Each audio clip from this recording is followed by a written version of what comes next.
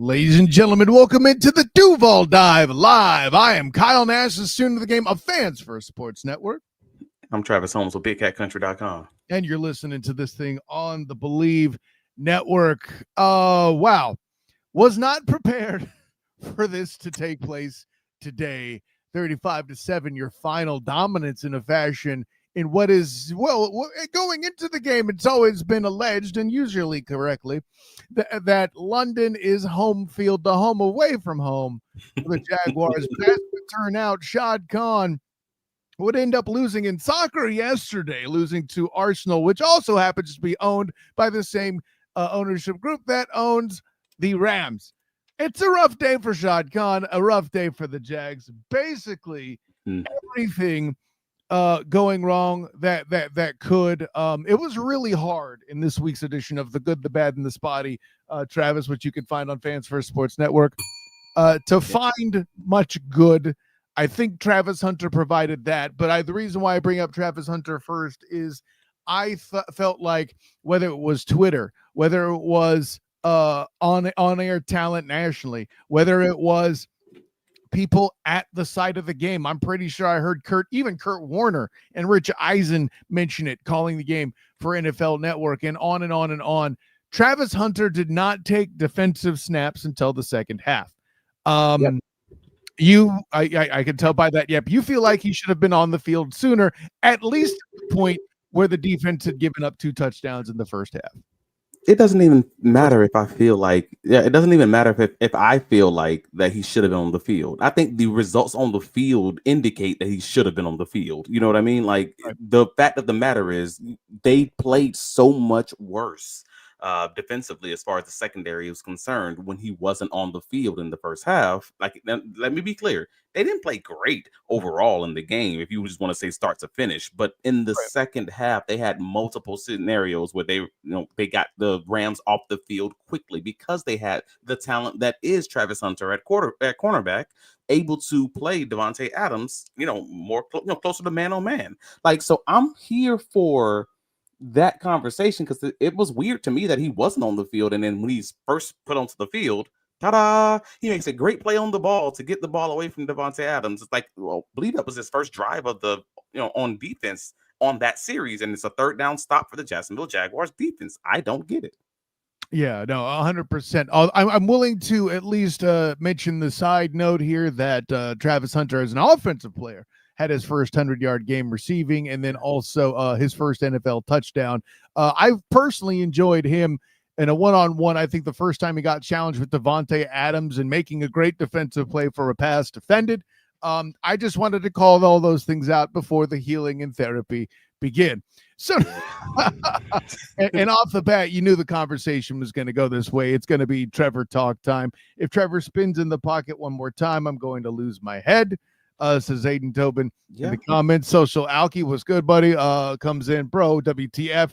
Don't dare blame O-line on sacks today. Trevor has to release the ball. He's holding it and runs into sacks. That definitely can both things be true? Like, but to your point, Alki, as much as I've been critical of the offensive line, I'm putting a lot of it on Trevor today. I'll be honest. It'll be my turn to go to work on Trevor. Too many easy missed passes, too many times where I feel like he was trying to do too much. Now, granted, later in the game, I didn't necessarily hate him forcing balls down the field, Travis. You're already down 20-something points, take some shots. But I'm going to say this was Trevor's worst game of the year. I'm fairly certain of that. I don't know that I can say it's his first game of the year because he's had a few of them this year, and I'm being honest about that. So that makes it a little bit difficult. So I don't care if it's his first game of the year or if it's his second worst game of the year. That's not really important to me personally. Like, it really just comes down to me. You can't have this bad of a game to start it off. That's kind of where I just land on that because, to your point, I generally don't tweet in the middle of games. Anybody who follows me, you kind of know this. If I'm tweeting, it's probably because something was so bad that I just feel like I just have to talk about it. Or facts that you're typically doing, right? Generally, right. And that today was one of those days where if you go back to my socials, it's like, oh, nah, man, you can't take this sack.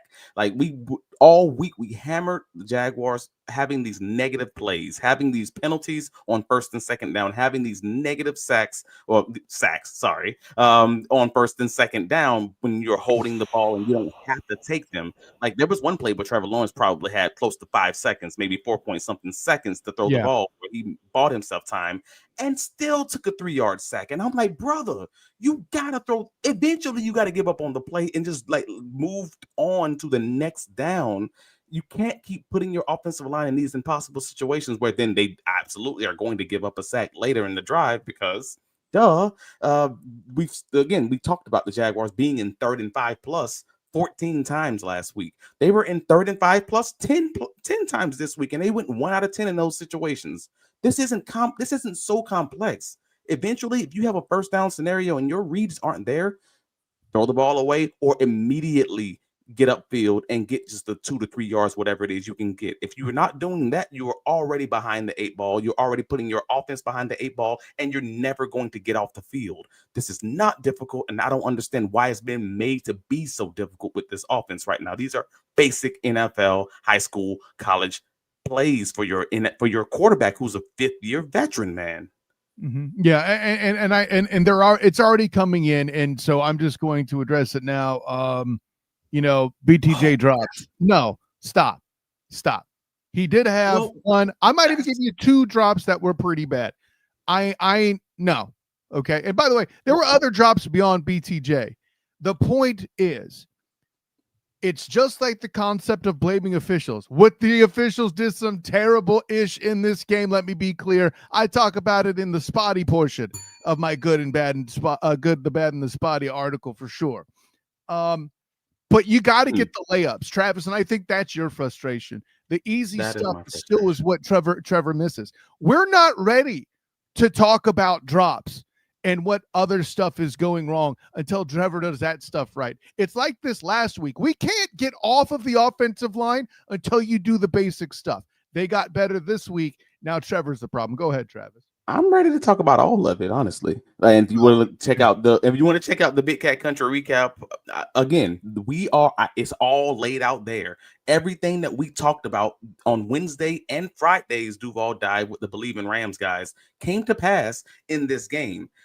I'm going to be very clear, and I said this to Kyle on our pregame before and before the podcast kicked off. Right. I said it to him then. I'm like, hey, I gave the coaching staff the benefit of a doubt before this game, and I want to be clear in saying this. And I want to be clear in saying this to everybody else publicly. I gave them the benefit of a doubt heading into this game. I said I think they've earned the right for me to believe in them another week before seeing whether or not they're going to make the changes that may be necessary for this team before starting to truly question what's going on. Well, it's time. I'm at that point of questioning what's going on, because when all the things that we've consistently complained about being an issue in this game, in the previous week, and in the previous week before that, all come to a head as you head into your bye week, that is then the time to kind of start having those conversations of what this is and versus what this ain't. Because I think a 7-game sample size is absolutely enough for most of the Duval County, the Duval devout, to kind of come to terms with what this is. And Jaguars United, shout out, says Travis tried to sell me a timeshare last week. Hey, man, I told y'all straight up. I don't know what he means by that exactly, but okay. No. He's basically saying that because I held out that hope for this staff, I gave them the room, basically the trust to say I'm going to believe in them this week based on this. I'll even call it blind trust at that point. They haven't earned it, but I also don't think that they were negative, like they were coming from a negative perspective like Doug Peterson and those guys, where I didn't trust them walking into the game. I did trust these guys walking into the game until they lost that trust, if that makes sense. Like, they didn't improve in penalties. They got worse. They continue to get worse in penalties. Yeah. They continue to struggle with drops. They had 5 today. By my count, they might have had 6, depending on how you want to look at it. 2 by Brian Thomas Jr., 1 by Johnny Munt. Parker Washington had 1. De'Ami Brown had 1. Mm-hmm. You got the issues with the offensive line giving up 7 sacks for the 2nd week in a row. And I would say at least 4 of those probably go on Trevor Lawrence's plate directly. Just holding the ball, just not getting rid of it, etc. And then you have the running game just disappeared for the third straight week. I know Travis Etienne says he has 5.5 yards per carry, but if you look at the game, don't box score watch, you'll know that most of those yardage came at the end of the game. Like, those weren't when you needed a run game. They just happened later down the line. Like, across the board, they have so many questions that have to be answered in so little time that it is worrisome. And I'm not going to lie to you and say it's not. And I'm going to get this out the way because he said it in two different forms, and it's both made me kind of chuckle both times. He's right, but it's the way he says it. Play Hunter until he say he tired, says Social Alky in the comments. And I mean, maybe that's the direction they need to go. I'm not mad about it, but I think there's an element, and we're not there in practice. Like, listen, Alky, buddy, I'm on your side with where you're coming from, but I'm not there in practice to know how much of the offense that Hunter's picked up. I'll say this, after the bye, when we're coming up on that halfway point, I do think you'll see more of it on both sides. Heck, getting his first touchdown and his first 100-yard receiving and having a pass defended going up against Devontae Adams, I don't know what more evidence that would be needed to show off Travis Hunter's talent. But if the penalties tell me anything, it's that this team is relatively uncomfortable, except for one thing. This game felt different to me about penalties. And by the way, I forget what it is. It's 119 yards. It should be more because there were a couple that were in the red zone and you got it tacked on. I mean, I don't even want to get into. I thought it was so funny because the referees is out there making up rules. They're just like, nah, man, you get 2 penalties on this one just because we tied, boss. We got to go home. Like, I thought even the referee, the on-air referee, was like, you can't do that unless that pass interference was a personal foul. I don't know what the heck they're doing. Like, it was just like, it was so ridiculous. But also so Jaguars, I guess. I don't know how to describe it, bro. You were going to start using Jaguars as an adjective in this podcast. It took a little longer than I thought it would. It took 7 weeks. I think I give them credit on that. Like, come on, man. I was using that every week. Oh no, I meant within the show. Yeah, like that's also true. Yeah. I thought it would be before 10 minutes that you were going to use the Jaguars as an adjective just in this show. Hey, but we're good. We got to 12 minutes. There you go. With that in mind, let me ask. This is I don't know how to answer this, so I will bring it to you. Alistair brings up the question: who would you blame for penalties? I don't know if it's a person you blame so much as you referenced it best in that the Bucs had these problems with Liam Cohen's offense as he was coming up. I don't know at what point you kind of blame. See, today felt different because it felt like the defense did a lot of it. Not to say the offense had none, let me be clear, but there were at least 4 DPI or holds that I could think of off the top. Dewey had 2 of them, I know. So it depends on so it really does depend on the type of penalties, because this is weird that today wasn't really a pre-snap penalty day where there was a boatload of illegal formation penalties or the false start penalties or the delay of game penalties. So I will give credit on that. This wasn't necessarily that sort of game, but it was still a lot of penalties. And that's where I'm just like, if in other games I would be like, well, this is obviously a quarterback issue, this is a coaching issue, etc. But today I can't even necessarily say that, because most of the penalties, from my perspective at least, came just on the field, like actually in the play of field. Like, you're talking holding, you're talking defensive holding, you're talking illegal contact downfield, pass interference. On the offensive side of things, I mean, I believe you had an illegal man downfield on one of them. Yeah, like I'm just trying to figure out. I don't know how much of that truly was like offensive led in this one. In most weeks, it actually has been like, the Jaguars, most of the penalties have been specifically on the offense, and I don't think that was necessarily it, other than like the holes on the offensive line. That was a big one, again, because they've just been struggling up front. Patrick McCarry has not looked great this season. I'm sorry. As the season has continued to move on, it's gotten a little bit worse between McCarry and. I don't even know that I can say objectively that Walker Little didn't play. That played horrendous today, but he didn't play good. I was about to say, can we remember it is Jared Verse on the other side? Like, not to completely give him a pass for it, but I think that's fair to make it a factor, right? Like, no, I'm done giving passes. I think my passes are passed out. It's not a pass. It's the reason to explain he didn't have a perfect game, but even over and above, I feel like Walker Little certainly didn't have a good game. I agree with that.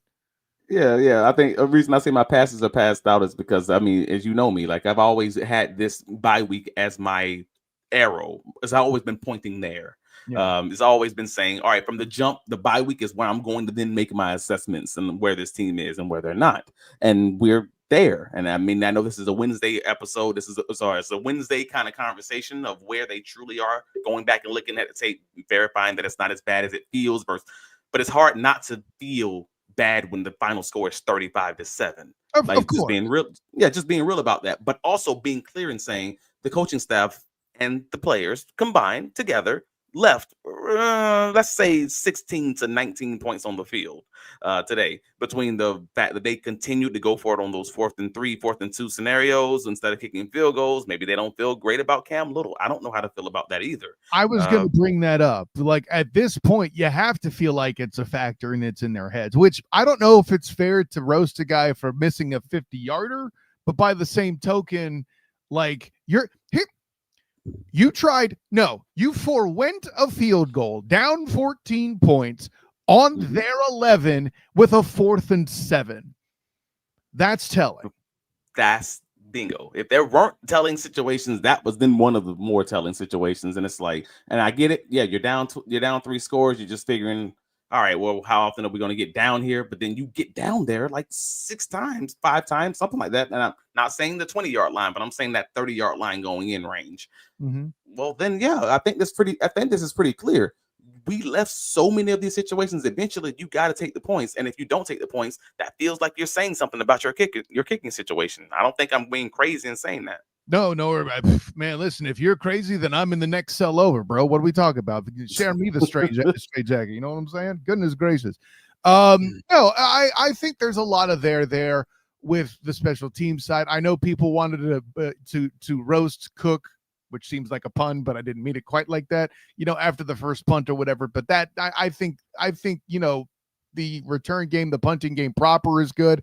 I did absolutely hate the ticky-tack foul on Jarian Jones, but it's technically the letter of the law. That bothered me less than Dewey Wingard, even though a touchdown was taken off the board from Parker Washington, which, again, it's hard for me to give Parker Washington a hard time for a drop for how many times this dude got hit, grabbed, pulled, and shoved and made tough catches up to that point to really, lambaste him. But it's just another drop to add to the column, Yeah, Parker Washington's drop. But again, if you didn't have the other drops from all the other receivers, if the Jaguars weren't leading the league in drops, you wouldn't have these conversations. But they are, and they did. So you kind of have to talk about it because, again, if you're having a game that's just this bad from top to bottom, from start to finish, it's hard not to just feel like it's all being piled on. Like this is kind of is what it is. Like if you have the drops, you already have all the drops that you've had this season. You have the penalties when you're already leading the league in penalties. You have the lack of a run game when you originally led the league in rushing yards in the first 4 weeks of the season, and then you average 3.2 yards a carry for Travis Etienne over the past 2 weeks, and then you have another week where he has 50. Well, I'm sorry. What did he have today? It was like, I know it was 5.5 yards a carry. I just forget what the exact yardage was for ETN. Something I think it was 44 yards. Yeah, 44 yards rushing for ETN. But again, if you watch the game, he gets the 13-yarder at the end of the game when the game's basically wrapped up. Get a few more rushes there. It doesn't. That's a mirage. That 44 yards, that 5.5 yards a carry is probably realistically for the majority of the game under 4 yards a carry. Oh, absolutely. I mean, just do the quick math. What is it, right? It's 7 into 32. That's less than 5 already with 1 carry, right? Yeah.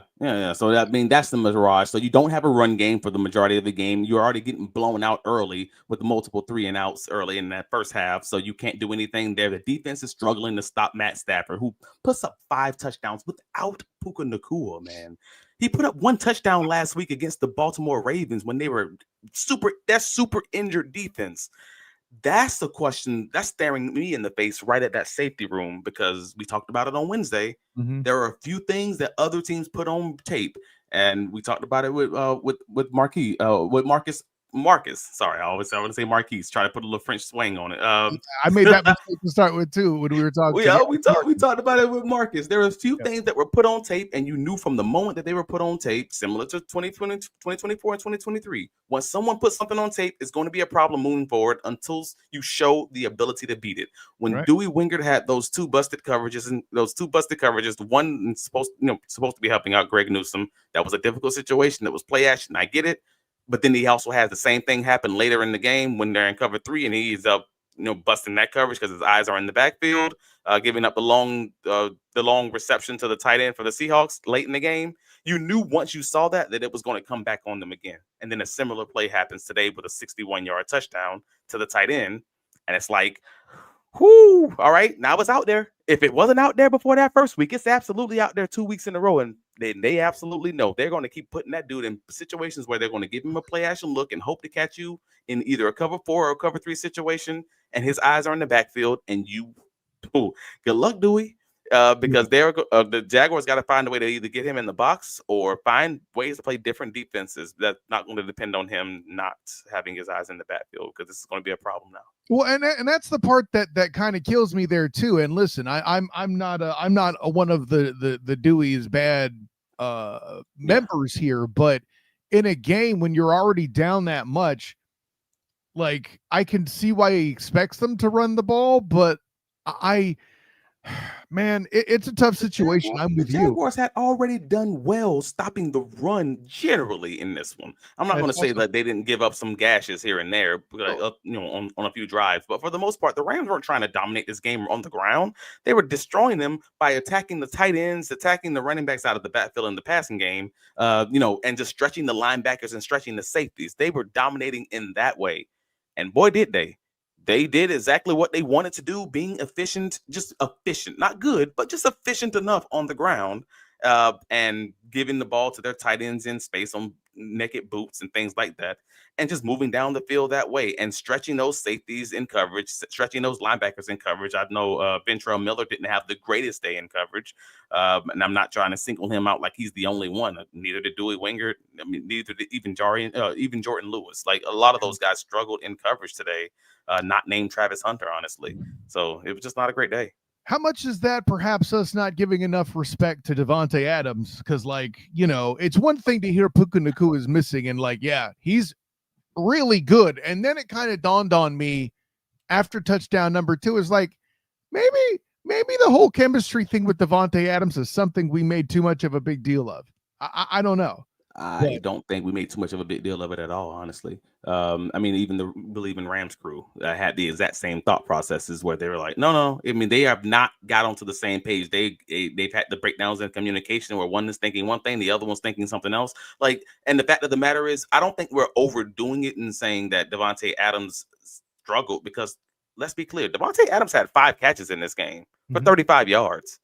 He just caught all the touchdowns. Like, whenever it was a red zone situation, that's when the Jaguars struggled. But when you look at it from that perspective, the Jaguars probably gave up, 3 catches for 7 yards in the red zone against Davante Adams, but they just all went for touchdowns, if that makes sense. No, it absolutely does. And I'm glad he brought that up, because I'm also observing it's really weird to me that the Rams dominated the way they did. Only 182 yards passing. I'm wondering how much of that too is getting horrible field position because the offense is turning it over on 4th. I mean, that's a part of it. I mean, sure, but it's but the Jaguars offense was giving them the ball on, let's say, their 30-yard line coming out, their 20-yard line coming out. So it's the penalties also. That's the other part about it. We're not taking into consideration, because again, I said most weeks most of the penalties were on the offensive side of the ball. That wasn't the case necessarily this week. They had a few pass interferences, illegal contacts, things of that nature, where it was like, all right, well, we're putting them in reasonable positions. They found a way to kind of duct tape this thing together, being diversified. Shout out to Tyler Dragon, Believe in Rams, who said it. They were going to have a more diversified approach this week. And they did. They just attacked the tight ends. They attacked the linebackers via the tight end. They attacked the safeties via the tight ends, and basically avoided the Jaguars' cornerbacks until they got into the red zone. That's what they did. It worked very well. And I could absolutely see other teams who have even reasonable tight end talent kind of doing the same thing. I thought it might have been Tyler Higbee. Yeah, I thought it might have been Tyler Higbee at first, and it wasn't. It was all the other tight ends, Terrence Ferguson and Cody Parkinson, kind of doing all the damage to just keep the sticks moving. And Matt Stafford and Sean McVay, those guys, they played smart. They played the whole game smart, not taking negative plays, not taking sacks, and getting the ball out quickly. I think someone else said it earlier in the chat that I think the quote was Trevor Lawrence needed to watch more Matt Stafford tape to learn about getting the ball out quickly, something along those lines. And I'm like, yeah, no, that's the point. You can see it on the same field. One guy not taking the negative plays because he can't run, Matt Stafford, versus the other guy who can run but taking the negative plays because they're leaning too much onto thinking that he can instead of just getting rid of the ball and playing smart field position football. And if the Jaguars would have done that, they probably would have given up 2 to 3 less touchdowns defensively just by playing the ball position game. Same thing we said last week. Yeah, no, I think there's some there. I think, maybe perhaps I was going to ask you, but you already answered it. They figured out Trevor running, and now it's time for him to become a true, I can hit you quick, or at least be smart enough to live another day, rather than walking out of the game with 7 sacks. And no, one game, they got away with it for one game. This is really what it comes down to, and I'm gonna break it down in the simplest way I possibly can. The Jacksonville Jaguars got the Kansas City Chiefs. They got him with the okie doke. As soon as they got the Chiefs with this run, with this Trevor Lawrence can run thing. Oh man, he ran 10 times, and then every team from that point, the last 2 games have said, all right, cool. Now we understand. We're not going to let them do that, and we're going to make him complete these shorter passes. We're going to make him actually move the ball down the field and be patient. Quickly is more important. And that's what it is. So they caught the Kansas City Chiefs at the right time without putting that on film, and they didn't recover very well, and they beat them on the margins in that game. And then the last 2 teams since then said, hell no, we're not going to let y'all beat us in that way. And that's all it's been right now. Like, the Jaguars have to find a way to counter now, because this not going to work against the majority of these teams if they have that defensive line talent like the Seahawks, like the Rams. We talked about it going into the game. Like, these are teams who are top 5, top 6 in the league, and how much they stunt, how many games they play up front. If you're playing against those types of teams, they're not going to let you get away with this Trevor run the ball and hold the ball thing. It's not going to work against that sort of talent. Figure it out, man. You got a whole week to try to look at the tape and kind of piece it together. No, yeah, I am curious to see what you see coming out of that tape. I think it'll make for an interesting episode on Wednesday. By the way, with it being a bye week, ladies and gentlemen, it'll be grab bag time as well. So that'll be fun to get your questions. I'm not sure how much of those we'll do Wednesday versus Friday. It depends on how well all of you respond. But I know you'll be out there on the socials here sooner than later. But I'll say it to you who are here, Duval diving with us currently. It's grab bag week. Let the questions flow. I'm sure they'll probably be based in misery after this game, and I don't blame you for it, Duval Devout. This was a rough one. But yeah, Travis, what else? I mean, is there anything else we didn't shout out that you want to touch on? We got the Devin Lloyd being missing. Well, the Devin Lloyd missing thing ended up being a big thing from my perspective. The Jaguars have been really good at stopping, other teams in the middle of the field. It's kind of been one of the things that they've been truly dominant at. And Devin Lloyd missing, and that's not me saying that Ventrell Miller had a rough game or anything like that. Like, I know he had the one play in coverage where they did the overload blitz, and he realized late that the running back was leaking out, and he starts running back, but it was too late. You had that play that was very obvious that someone busted the coverage, and my guess is that it was more than likely Ventrell in that situation. But overall, he still played a really good game. I believe he led the team in tackles, if I'm not mistaken. I know he had 8 on the day, 5 solos. So Ventrell, I think, did a solid job filling in, but he was not Devin Lloyd. He's not what Devin Lloyd has been as of late, because Devin Lloyd truly has been a game wrecker so far in this 2025 season. But the Jaguars' defense got no turnovers, no sacks. I mean, the pressure just wasn't there. They had a few situations where they nearly got a sack. And again, Matt Stafford, smart veteran NFL quarterback, throws the ball away. He gets it out of his hands. He's not going to allow them to make him have negative plays because he's smart. You need the Jaguars offense to kind of push that same philosophy for Trevor Lawrence. I know they're trying to get him to use his athleticism in key moments, but you got to do it in the key moments. And those key moments generally cannot be first down if you have the option to throw it to someone or get rid of the ball to someone. Like he tried to run the ball on 4th and 7, and I'm like, oh my gosh. I mean, at that point, you got to put the ball up. That's one of the situations where you shouldn't run the ball unless you know you got it. Give you guys a chance, because your tight end, I believe it was Hunter Long, is coming open late. You got another receiver also who's coming open late, but he's near the line of scrimmage, so maybe he's a little shell shocked about crossing the line of scrimmage again, because he's done that a few times this season. Yeah, I don't know, man. And I'll say this on the particular 4 and 7 run you were talking about. He did have LaQuint Allen in front of him, who ran past a block. He did hit a guy down the field, but the immediate threat he ran past. I'm not saying he should have run it. I'm just telling you what I think he saw. He's like, hey, I got LaQuint in front of me. I think I can get there. And he's done it in the past. But again, in a game where everything's going wrong, I don't know. It's tough to know what to do in that situation, man. I don't know either, brother. And that's why I'm stuck. Like, but I need folks to check out the Big Cat Country, post game recap. I'll just share with you right now. I don't even have a defensive player of the game. I didn't pick one. I could not come to the conclusion. Like, again, you have no turnovers, you have no sacks. You got guys who have a lot of tackles, but honestly, I don't feel like any of them played necessarily great across the board, even though they did get the ball back to the Jacksonville Jaguars, offense later in the game.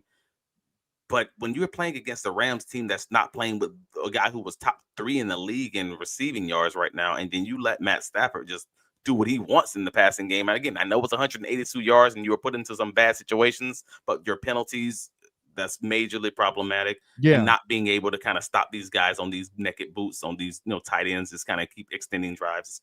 It's problem, man. Yeah, even when Stafford did get pressured like you were talking about, I felt there were at least 3 times, they got to him.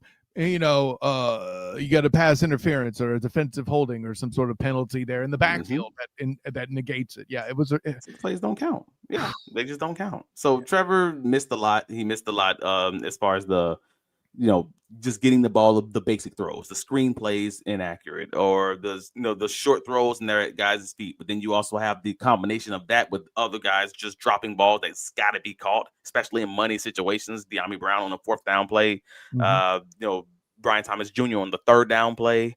I mean, again, he's not supported in the run game, so I get that part of it, but also he's not carrying his part of the equation either. Like, I couldn't even argue from my perspective that this was an average game for Trevor Lawrence. This was absolutely a below average performance from him.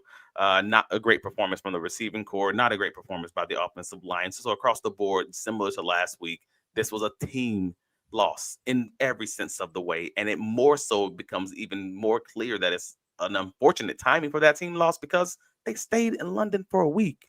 The Rams came in London on Saturday. They were doing all this talk about jet lag and everything else about how the Rams could be tired at halftime and all these other days. Some too, because they were staying in Baltimore to cut off like a good portion of the trip. So I don't know that I buy that either. We talked about that on Wednesday, that they weren't flying all the way in from LA. So, I mean, that was mitigated too. Yeah, man. So it was just like, after all that, and that's not the greatest look either, when it feels like your team just didn't come to play. Because it didn't feel like the Rams just straight up dominated the Jaguars. I want to be very clear. It just felt like the Jaguars didn't play. It just felt like they didn't show up. And I don't know what to do with that information. That's the part that stinks about all of it. So, Social Aki says the Jags look jet lag. Yeah, that's it. That's what it felt like. It looked like they were the team that got there on Saturday and they were just off kilter, but they were there the whole week. It ain't good, man. I don't know. We'll see what the week has to reveal as that up comes throughout the week here, of course. What do you got? And I thought it was funny because the Believe in Rams crew told me not to be concerned about the Davante Adams taking over the game. When that was one of my keys to the game, is not to let Davante Adams beat you. And I would like to see Travis Hunter more man on man against Davante Adams. That was literally my key to the game. And then he gives up 3 touchdowns to Davante Adams, and I'm like, well, maybe I could cover the Rams. I don't know. Like, Davante, and then Travis Hunter steps on the field and gets a pass defended against Davante Adams too. Just throwing that out there is another element of how right you were. So yeah, that's it. So me, I don't know, man. But I hope y'all enjoy y'all Sunday football watching. I hope it's a better to you than this game was for the Jacksonville Jaguars. But on the positive side, they still are 4-3. I'm not trying to be the positive guy because This team You're does just make being me the drink. accurate This guy, team though. makes me drink just like this team make y'all drink. I'm calling it what it is. But please get your beverages and your pints in. And I said this. Listen, I talked to Mark Moses of the Mark Moses Show there in Melbourne. He was all, this is a must-win game. You do realize that all the Jags have to do is to go 6-5 to guarantee a playoff spot. Like, but you that's realize that's that, also right? that's also a negative way of, not a negative way of looking at it, but it's a very low bar way of looking at it, I guess. And I think people's Hold on. I opinions. don't agree with that. How could that be? Your four wins last year. You're a playoff team potentially here. Remember when that was a crackheady take, Travis, to be a playoff team? I do. Okay. I do understand. I'm with you, but I'm being real. When expectations change, when you beat the Kansas City Chiefs, the expectations change a little bit when you beat the Houston Texans early in the season, when folks thought that the Texans were going to be good. I mean, they don't listen to the Duval dive, obviously, but they thought the Texans were going to be good and the Jaguars were going to not be good. Like, so when you have those wins and also the win against the Panthers, then people start thinking like, oh man, maybe this team can be better than what we thought they were. And those expectations, the line moved a little bit. Okay. Maybe it shouldn't have. And that's fair. That's fair. All that's fair. All I'll say is this: is to make noise. All has one has to do is make the tournament. And you and I both know that if this team gets to the tournament, they're theoretically at their best. They aren't shooting themselves in the foot. Could be some compelling playoff football to watch. Facts. That's what I'm coming to. No, and you're absolutely factual. And you're correct. Hopefully that's what happens. Hopefully they hit their high at the exact right time, and then there's nothing but celebration and jubilee in Duval County, where these guys can just like have a blast and just enjoy the season of the Jaguars dominating late in the season with all the rookies playing well and all the the guys who have been up and down playing more up than down. So I'm here for that positivity. This is just probably not the day for it, because realistically, yeah. We'll talk more about it on Wednesday, for sure. I mean, there's a reason it's called skidding until the bye week, because they are absolutely doing just that. Travis D. Holmes, tell the world where you can be found. Well, I can be found on the Duval Dive on YouTube and wherever you catch your podcast. So if you are listening to us on the Duval Dive, first of all, click the like button. I know you don't feel great about this loss right now. I know you don't feel great about this game and how everything worked out. That don't really impact this like button, though. Click that like button and subscribe, please. And also, please rate and review us the quality of this content. If you like it to keep going and help us keep it free, click the like button. Subscribe.